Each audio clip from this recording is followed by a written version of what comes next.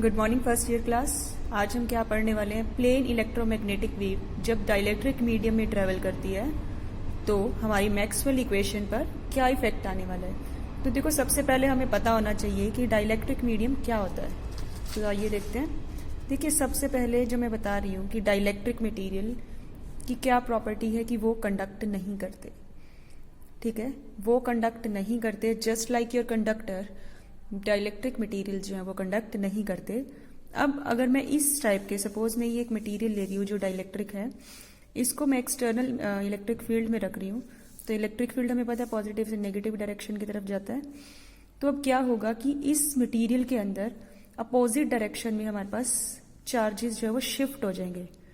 ठीक है, जो चार्जेस है, नेगेटिव चार्ज यहाँ एक्यूमुलेट हो जाएगा और पॉजिटिव चार्ज यहाँ एक्यूमुलेट हो जाएगा। तो इसके अंदर अपना खुद का एक इलेक्ट्रिक फील्ड सेटअप होगा, पोलराइज्ड। क्योंकि देखो यहाँ पोल्स क्रिएट हो गए हैं, तो हम क्या कहेंगे कि एक्सटर्नल इलेक्ट्रिक फील्ड की वजह से यहाँ पर एक पोलराइजेशन क्रिएट हो गई है, जिसका इलेक्ट्रिक फील्ड जो है एक्सटर्नल के रिस्पेक्ट में अपोजिट सेंस में होगा।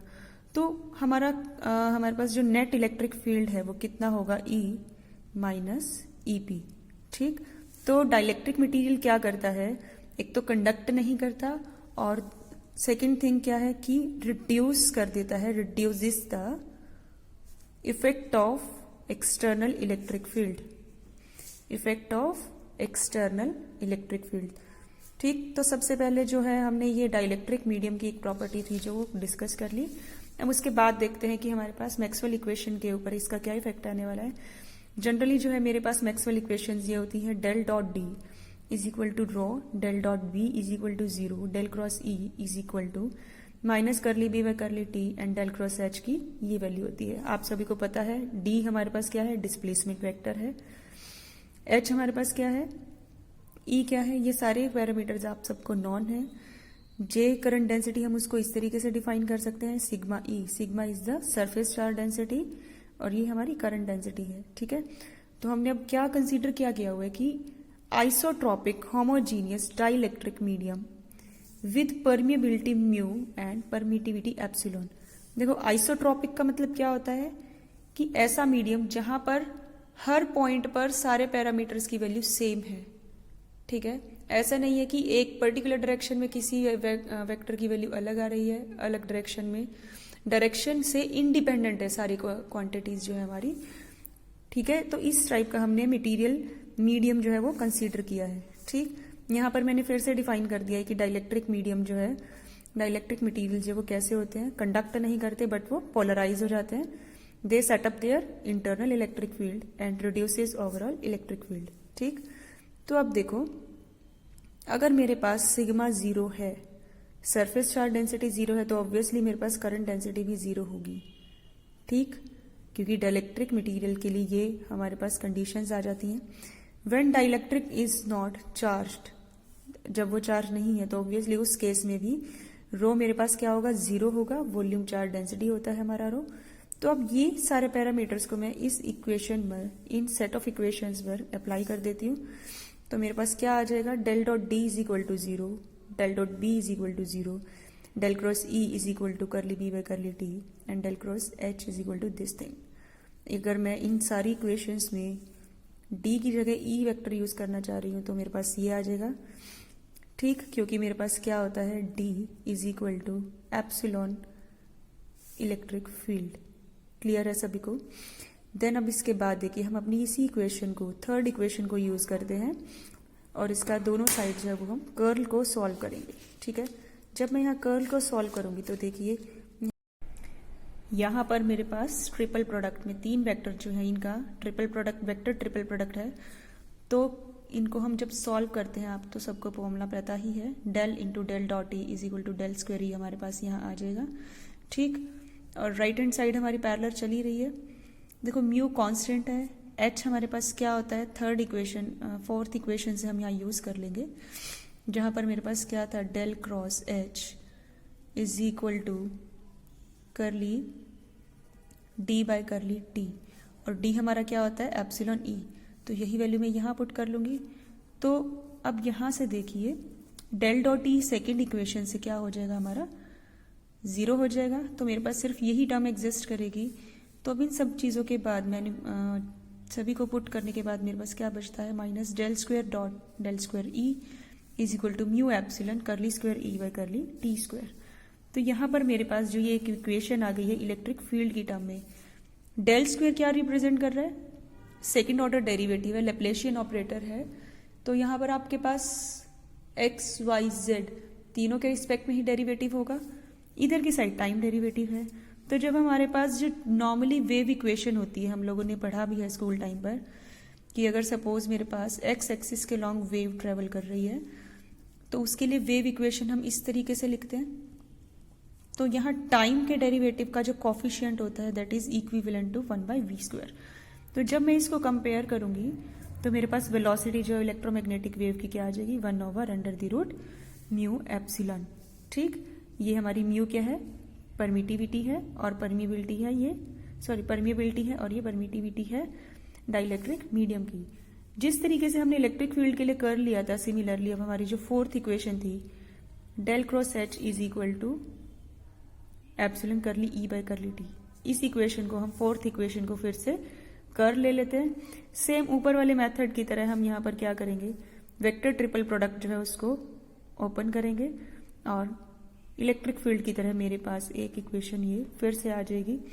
अगेन ये वेव इक्वेशन से इसको मैं जब कंपेयर करती हूँ तो मेरे पास इलेक्ट्रोमैग्नेटिक वेव की जो वेलोसिटी है सेम फॉर्मूला देगी, v इज इक्वल टू में √1/√μ एप्सिलॉन। ठीक है, ये हमारे पास यही आ रहा है। ठीक, अब देखिए हम यहाँ पर क्या करने वाले हैं, let us consider electric EM wave travelling along the z axis. जब हमारी वेव z एक्सिस के अलोंग मूव कर रही है तो ऑब्वियसली उसका x और y एक्सिस के अलोंग कोई वेरिएशन नहीं है, तो इसका मतलब ये ऑपरेटर्स जो है उनकी वैल्यू 0 आने वाली है। जो ये मेरा डेल ऑपरेटर है इसमें x y z तीनों के अलोंग जो है वेरिएशन आता है, लेकिन क्योंकि वेव हमारी z एक्सिस के अलोंग मूव कर रही है तो हमारा ये वेरिएशन 0 आएगा। तो डेल ऑपरेटर क्या है हमारा, it is equal to k cap curly curly z। यहाँ से हम डेल स्क्वायर की वैल्यू भी लिख सकते हैं, करली स्क्वायर ओवर करली z स्क्वायर। तो देखिए जो हमने अभी इलेक्ट्रिक फील्ड और मैग्नेटिक फील्ड की जो इक्वेशंस यहाँ से निकाली थी वो फिर से ले लेते हैं, जस्ट टर्म्स को इक्वालिटी से दूसरी साइड शिफ्ट किया है। तो अब इन इक्वेशन का जनरल सोल्यूशन हम ये लिख सकते हैं, E is equal to E0 e⁻j omega t minus kz, where k is your wave vector. Wave vector होता है k इज इक्वल टू 2π/λ, ये वेल नॉन फॉर्मूला है। j आपके पास जस्ट लाइक योर आयोटा होता है, सिमिलरली यहाँ पर j एक इमेजिनरी टर्म हमारे पास इंक्लूड हो गई है, omega is the angular frequency. ठीक, और E0 एंड H0 क्या है हमारे पास, पीक वैल्यू। पीक वैल्यू किस लिए बोला, क्योंकि इलेक्ट्रिक फील्ड और मैग्नेटिक फील्ड जो है वो साइनोसॉइडली वेरी करते हैं। अगर सपोज ये मेरी z एक्सिस के अलॉन्ग वेव प्रोपेगेट कर रही है, इलेक्ट्रिक फील्ड मेरा y के अलॉन्ग है और मैग्नेटिक फील्ड x के अलॉन्ग है, तो ये जो पीक वैल्यू है, मैक्सिमम वैल्यू है, that is the E0 and H0। Magnetic field को मैं इस तरीके से दिखा सकती हूँ। ठीक है, तो अब देखिए जब हमारे पास z के अलॉन्ग ही वेरिएशन है तो मैं यहाँ z के अलॉन्ग इसको डिफ्रेंशिएट कर देती हूँ। जब डिफ्रेंशिएट करेंगे, डिफ्रेंशिएशन काफी इजी है, यहाँ से z का कॉफिशिएंट क्या है, माइनस ऑफ j के, वो आ जाएगा। ये टर्म एज इट इज हमारा e है, तो ये करली e बाई करली z क्या आ गया मेरे पास, माइनस j के e। सिमिलरली अब मैं इसको टाइम के रिस्पेक्ट में डिफ्रेंशिएट करूंगी तो मेरे पास क्या आ जाएगा, j ओमेगा e। ठीक, तो यहां से देखिए जब मैं इन दोनों इक्वेशंस को देखती हूँ, ये मेरे पास क्या आया था, curly e by curly z is equal to minus of j के e। अगर मैं इसको ऑपरेटर की टर्म्स में लिखना चाहूँ तो यहाँ से e को अगर मैं हटा दूँ देन ये बन जाएगा, मीन्स करली करली z ऑपरेटर अगर मैं किसी भी वेक्टर के ऊपर ऑपरेट करती हूँ तो उसको मुझे माइनस j के से मल्टीप्लाई करना होगा। सिमिलरली यहाँ पर मैं अगर इलेक्ट्रिक फील्ड को रिमूव करती हूँ तो मेरे पास ये टाइम के डेरिवेटिव आ जाएगा, curly curly t is equal to j omega. ठीक, अब इन ऑपरेटर्स को हम ध्यान में रखेंगे और आगे कुछ रिजल्ट्स डिराइव करने वाले हैं। देखिए, सबसे पहले तो हमें ये बताना है कि electric field and magnetic field जो है वो क्या होते हैं, ट्रांसवर्स होते हैं नेचर में। देखिए, अभी मैंने लास्ट में भी डायग्राम बना करके दिखाया था, तो यही बोला था कि अगर मेरी वेव जेड एक्सिस के अलॉन्ग मूव कर रही है, ट्रेवल कर रही है, और अगर मैं इलेक्ट्रिक फील्ड को वाई के अलॉन्ग ले लेती हूँ, जेड के अलॉन्ग ले लेती हूँ, तो ये तीनों क्या है, म्यूचुअली परपेंडिकुलर है। तो हमें ये प्रूव करके दिखाना है। देखिए कैसे करेंगे। Del dot E is equal to 0। Del operator की वैल्यू हमने क्या निकाली थी अभी, के कैप कर ली जेड, वो यहां पुट कर देंगे। जे के हमारा कांस्टेंट है, k dot E is equal to 0। अब के क्या है मेरे पास, वेव प्रोपेगेशन की डायरेक्शन है, उसको यानी वेव प्रोपेगेशन की डायरेक्शन को इलेक्ट्रिक फील्ड की डायरेक्शन के साथ डॉट ले रहे हैं और वो 0 आ रहा है। Obviously theta is 90 degree. ठीक है, obviously theta is 90 degree. Similarly, क्योंकि देखो है क्या, के का मैग्नीट्यूड, ई का मैग्नीट्यूड, ये तो 0 नहीं हो सकता ना। K dot E is equal to magnitude of k E cos theta. K dot E is equal to unit vector है इसका मैग्नीट्यूड 1, ई का मैग्नीट्यूड कोस थीटा। अब ये तो 0 नहीं हो सकता, ये भी 0 नहीं हो सकता। ऑब्वियसली थीटा क्या है, 90। ये चीज हम यहाँ del dot H is equal to 0 से भी प्रूव करके दिखा सकते हैं, सिमिलर जैसे हमने ऊपर वाले स्टेप में किया। अब देखिए, हमने ये तो बता दिया कि एच भी प्रोपेगेशन के परपेंडिकुलर है, ई भी प्रोपेगेशन के परपेंडिकुलर है, लेकिन ई और एच का आपस में जो रिलेशन था वो प्रूव करके दिखाएंगे कि ये क्या है, एक दूसरे के नॉर्मल है। तो हम अपनी यही दोनों इक्वेशन यूज कर लेते हैं। सिंपल है काफी। डेल को हम अपना ऑपरेटर जो था उसकी वैल्यू लिख लेते हैं जो हमने फाइंड आउट करी थी। इस इक्वेशन में, दोनों इक्वेशन में वैल्यू मैंने जब यहाँ पुट की, ठीक है, क्योंकि जेड के लॉन्ग जो वेरिएशन है सिर्फ, तो ये डेल ऑपरेटर में करली करली जेड ही एग्जिस्ट करेगा, और करली करली जेड क्या था मेरा, माइनस जे के। तो जब मैं यहाँ पुट करूंगी, और करली करली टी क्या था, जे ओमेगा। ठीक, तो यहां से देखो फाइनल मेरे पास क्या आ रहा है, k cross E is equal to H. K cross E is equal to H, mu H. ठीक, साथ में ओमेगा भी है यहां पर।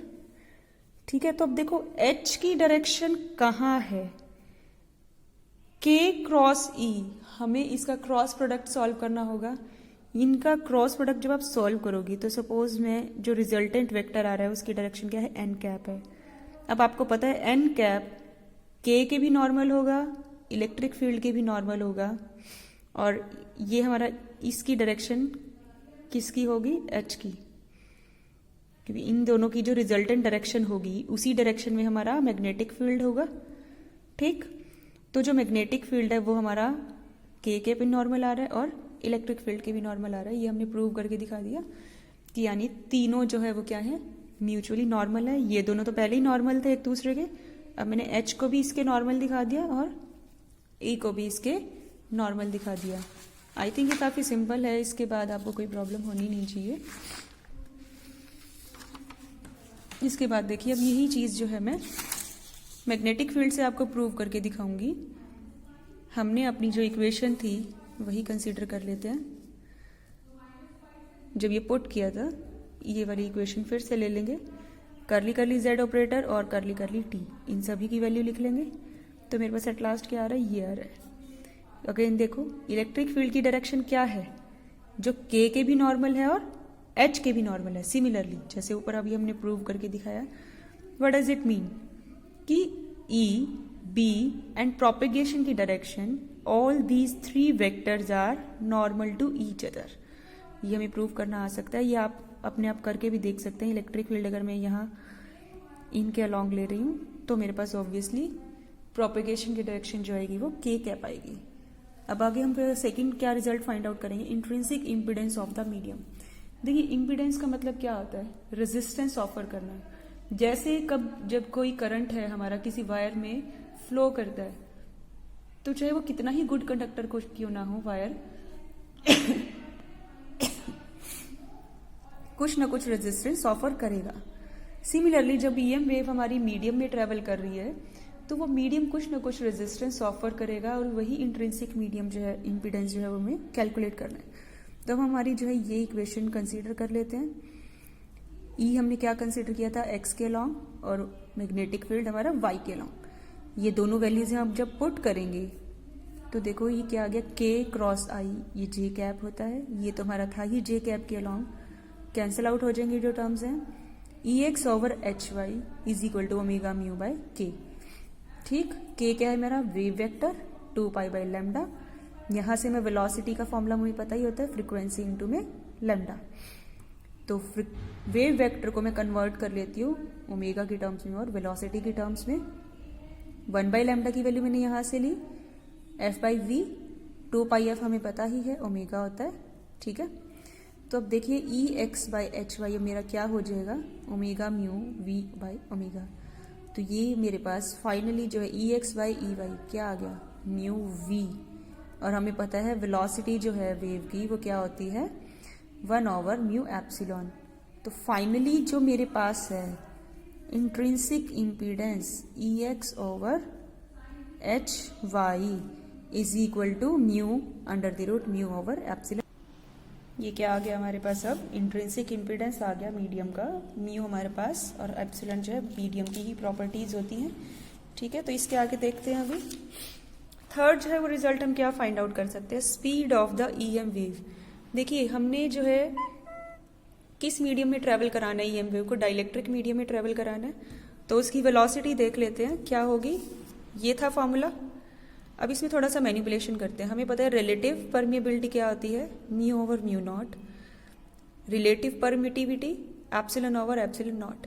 ये नॉट वाले जो पैरामीटर्स हैं ये किसके हैं, फ्री स्पेस के पैरामीटर्स हैं, और जो हमारे पास न्यूमरेटर में पैरामीटर्स हैं ये किसके हैं, मीडियम के पैरामीटर्स हैं। ठीक है, तो अब इसमें फॉर्मूला हम लिख लेंगे, म्यू और एप्सिलॉन की वैल्यू यहाँ पुट कर लेते हैं। म्यू क्या हो जाएगा, mu r into mu not, epsilon is equal to epsilon r into epsilon not. जब ये वैल्यूज यहाँ मैंने पुट करी तो नॉट वाले कोफिशिएंट्स क्वांटिटीज जो मैं अलग रख लूंगी, इनको अलग रख लेती हूँ। तो ये आपको पता है velocity of light into the medium. ठीक है, velocity of light in free space कितनी होती है, 1 over under the root mu not epsilon not, और ये फैक्टर एज इट इज रह गया। अब देखिए म्यू आर और एप्सिलॉन आर कभी भी लेस देन 1 नहीं होते, ये हमेशा ग्रेटर देन 1 होते हैं। इसका मतलब क्या है, velocity of light in dielectric medium is less than the velocity of light in free space, sorry light नहीं EM wave, velocity of EM wave in free space, यहां पर मैंने क्लियरली लिखा भी हुआ है। ठीक है, तो यहां से मेरे पास एक रिलेशन भी आ गया। अब हम फाइंड आउट करते हैं रिफ्रैक्टिव इंडेक्स।